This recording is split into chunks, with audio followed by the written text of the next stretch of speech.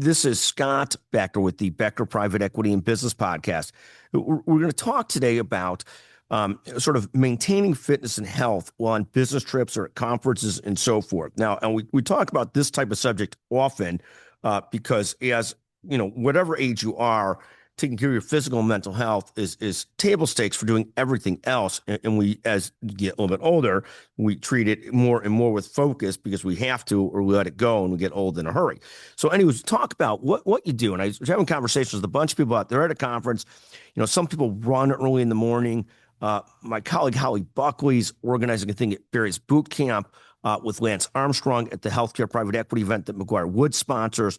For me, it's being on the road and trying to avoid impulse eating and sticking to my good habits that are not always perfect. I'm never perfect them of drinking so much water that I hydrate myself, taking so many steps every day, trying to, if I can, and schedule myself so I can get some exercise in the morning or at some point during the day. So, and then periodically trying to hit some push-ups and do some other things.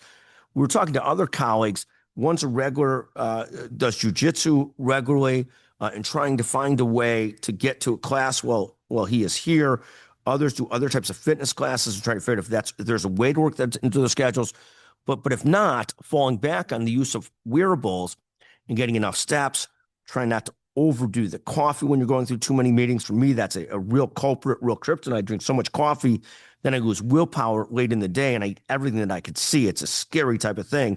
And it's if you're careful about your gluten or what you eat, trying to stay away from the carbs and the bread or the sugar. Like if I lean into we have a team break room at the Becker's Healthcare Conferences, and if I lean into the carbs in those rooms, I am so flat when I go to interview people and so out of it. That's a horrible, horrible thing. But what you do find, what I find, and for some people this may be easier, but for me, the level of discipline it takes, the level of willpower it takes over a multi-day conference to stay healthy and eat right and keep myself in check and do the right things is really, really hard. And it takes real purposeful intentionality to try and schedule right, to handle it right, so I can take care of the health and fitness too. And then if you add on to that, going out for dinners at night and indulging in drinks and dinner and so forth, it is, you have to do all you can to sort of keep yourself in check as you try and recover to get back to regular life post-conference, so your recovery hill is not such a big uphill mountain to climb to get back at it.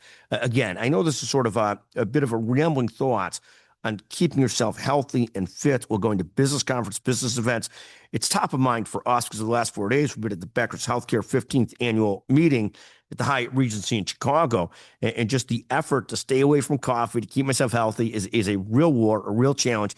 And I know we were having a discussion here where people were talking about being gluten-free, people talking about getting their steps in, drinking enough water, not going to their fitness classes, and all those types of efforts and challenges when you're at a business event or business conference.